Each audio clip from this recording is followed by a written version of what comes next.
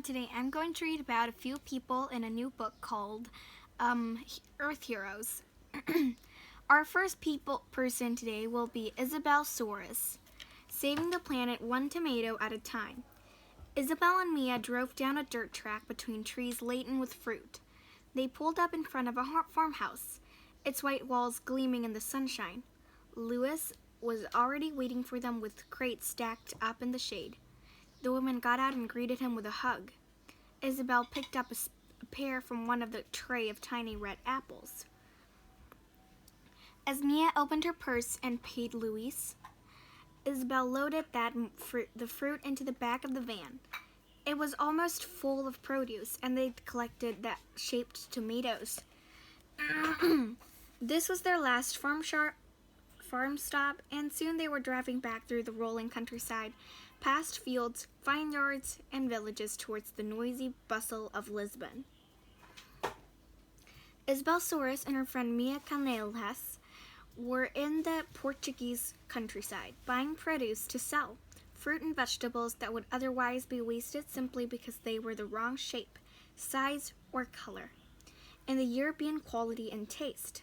European Union, 30% of food produced is thrown away because despite its good quality and taste, it does not look as perfect as the supermarkets and their customers demand. This is part of a wider problem.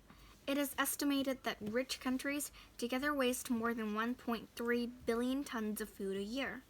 That is enough to feed the 220 million people who face starvation worldwide. Although it is possible to sell imperfect produce to manufacturers of juice, jam, and sauces, farmers don't always do this because they aren't paid enough money to cover the cost of harvesting it. Instead, this unwanted produce is sometimes fed to animals, but more often than not, it is simply left to rot on the ground for compost. Not only has soil, energy, and water been wasted in growing that food, but when it rots, it releases carbon dioxide into the atmosphere, adding to greenhouse gases. So, that's why we shouldn't have left it to rot. Food waste also means wasted time for the farmers who have worked hard to grow it, as well as the loss of much needed income. Most farmers feel frustrated that customers are eating with their eyes, by always wanting fruit and vegetables to be big and perfect in appearance, regardless of flavor. In reality, the smaller, less attractive produce is often tastier. Isabel was born in 1982 and grew up in a town on the outskirts of Lisbon, Portugal's capital city, where she lived with her parents and brother. She was an active child who loved playing out in the street with her friends but found it hard to sit still in class. Despite this, she loved maths and science and always got high grades. Isabel wanted to do something to make a better world, so she went to university to study how to become an environmental engineer, someone who works to protect the environment by dealing with issues related to air, water, soil, and waste.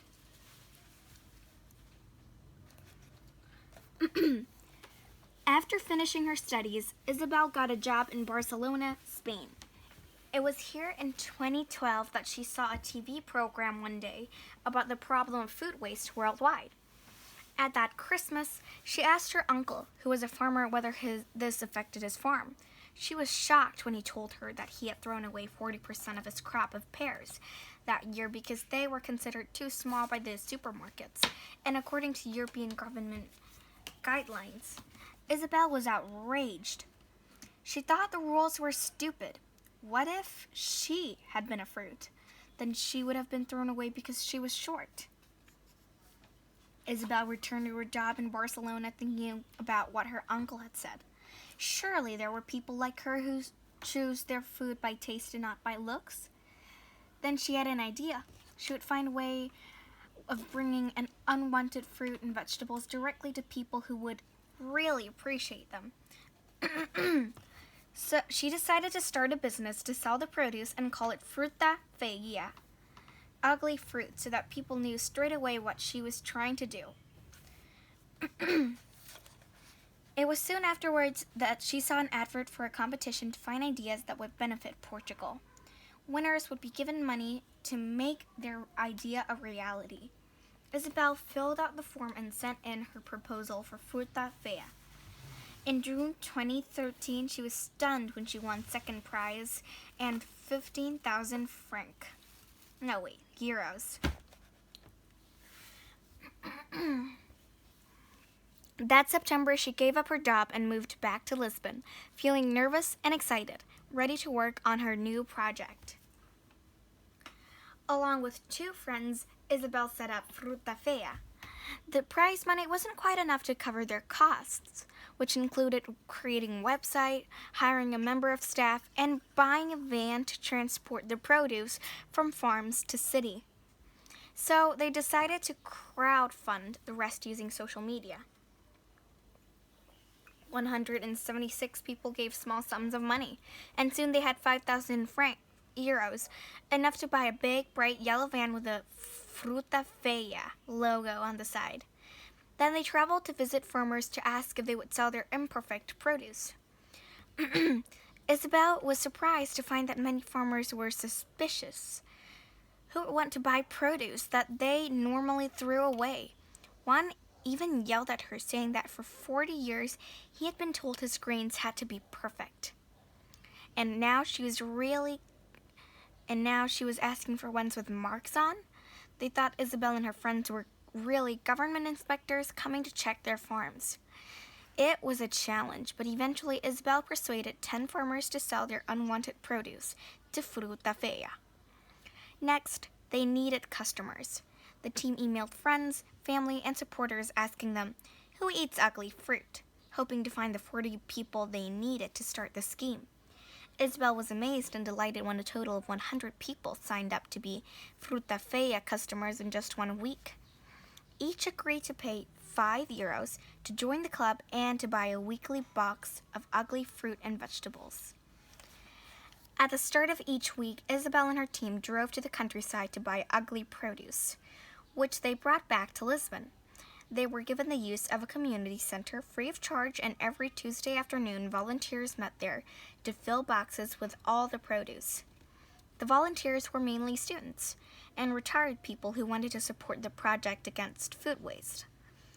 And in return, they were given a box of fruit and vegetables to take home. Then in the evening, customers came to collect their boxes. The scheme launched in November 2013 and immediately became a huge success.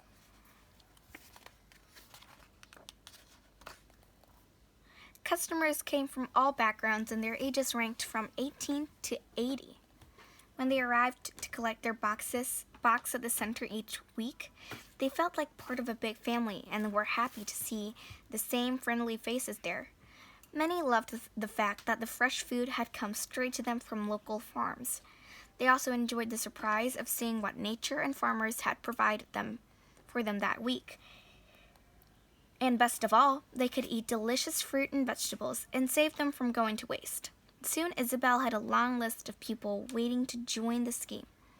The farmers were delighted too.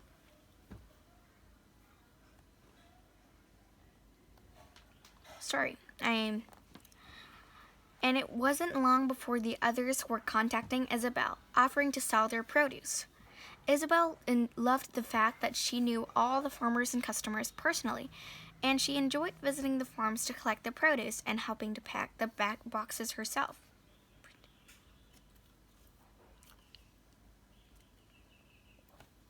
As the story Fruta Feia spread, they started to get lots of attention from newspapers and magazines all over the world. But Isabel didn't truly appreciate how important Fruta Feia was to our community until disaster struck. One morning on the way to the countryside, the van's engine caught fire, and within minutes the team had lost their only form of transport. Although unhurt, Isabel and her friends were in despair. How would they be able to get the produce from the farmers back to the city? But Isabel thought quickly. She phoned a restaurant friend who lent them his van. When they finally arrived back in Lisbon, the team were 3 hours late and had only 45 minutes to prepare all the boxes, a task that usually took 3 hours. but Isabel arrived at the center to find extra volunteers waiting there. They had heard about the fire and come to help.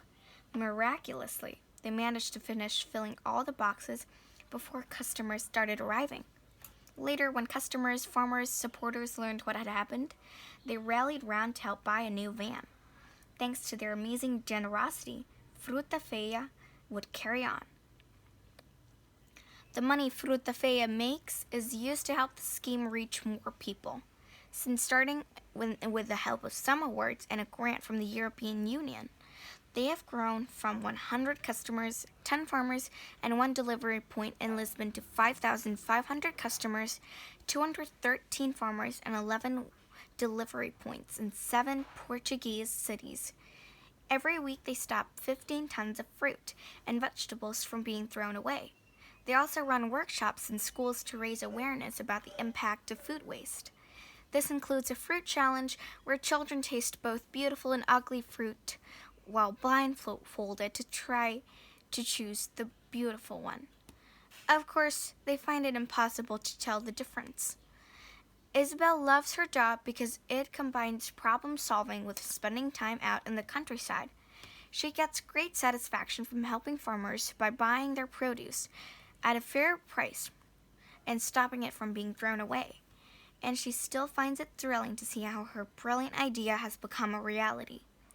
Isabel plans to keep expanding her scheme across Portugal.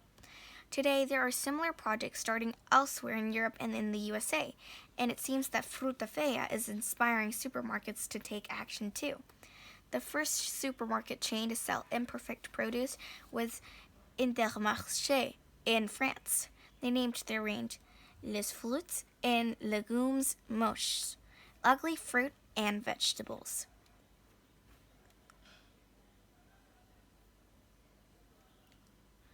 Perhaps one day supermarkets will sell all fruit and vegetables regardless of their shape, size, or color. Isabel hopes so that Fruta Feia will no longer be needed. Until then, she will carry on working for change, supported by the farmers and volunteers who love what she is doing. And of course, none of this would be possible without her loyal customers, the beautiful people who eat ugly fruit.